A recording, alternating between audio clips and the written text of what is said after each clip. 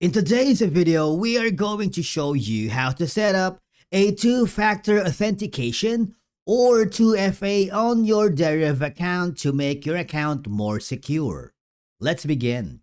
Now, the first thing that you need to do is log in using your credentials because a 2FA adds an extra layer of protection by requiring a verification code whenever you log in or perform important actions on your account.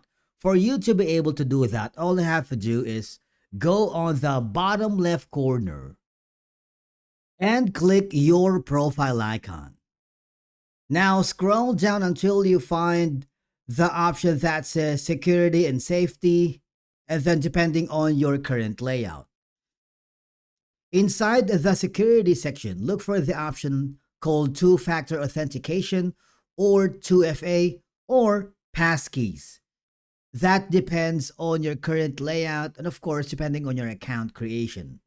Now all I have to do is you can use a passkey to log in with your fingerprint, Face ID, or device PIN instead of a password. All I have to do to secure your 2FA, click the Enable Passkey. Now all I have to do is enter the verification code sent to the email you have associated to your Deriv account.